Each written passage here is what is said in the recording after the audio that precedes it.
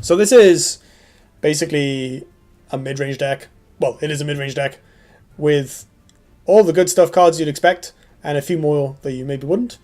So we obviously have to run Hideatsu himself. And then we have Protocol. Protocol is very important for this deck because it's one of our few ways of swinging board tempo. We don't care too much about face damage, so like we're definitely not playing Inner Focus. We don't need that. We want to play Protocol. We want to buff Thunderhorns and send them in. We want to take Geomancers and kill stuff with them. Like, whatever. We want to reactivate Red Steel Minos so it moves an extra square. Whatever. We need to do stuff. And Protocol is the way to do that. Blood Tier Alchemist. This is... I tried Dreamgazer, but it turns out that when you replace the Dreamgazer, it doesn't trigger the quest. Bear that in mind.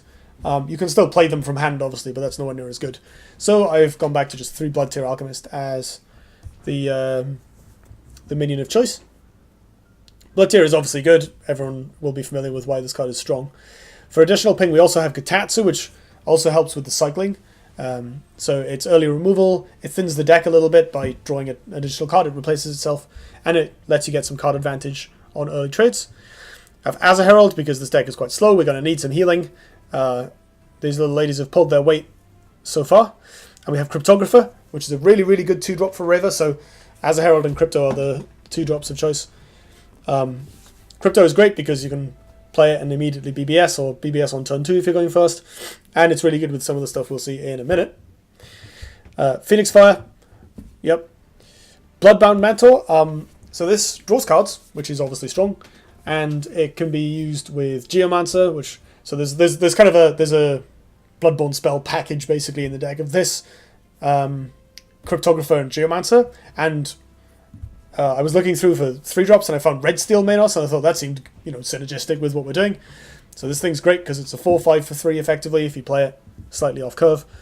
It's really good with Crypto, and it feels really great to jam this and Phoenix Fire something, which is quite an efficient play on 5 mana. It's vulnerable to Dispel, but who cares? Our 4-drops are Lightbender and Thunderhorn. These are good reactive cards and good proactive cards. Lightbender is nice for dispelling Varth, keeping him off our back, getting rid of obelisks, getting rid of Arcanists. Does all sorts of things. Thunderhorn is our best assassination protocol target in a large number of situations, and is a really good rattlesnake. Like, people will want to play more slowly when it's in play. They'll space out, they'll avoid it. So if they don't have removal, they have to respect it really hard, and so we can get a lot of value out of Thunderhorn.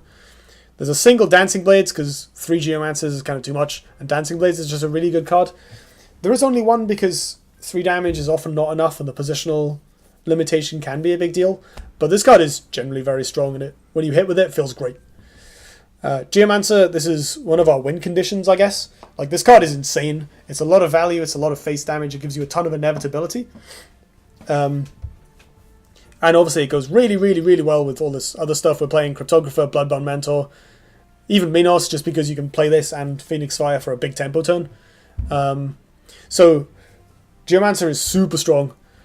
The tension between 2 and 3 copies is awkward because duplicates do absolutely nothing for you, but only playing 2 reduces your consistency of hitting one of them early, and Geomancer is so good when you just jam it on curve and then have Phoenix Fires for the rest of the game. Although, to be fair, when you play it on curve, you only get, you get slightly less value out of it than when you play it later on, where you get the Phoenix Fire every single turn. Our 6-drops are Eternity Painter and Zendo. These guys don't really need a ton of introduction. They're both very, very strong, very dominating cards.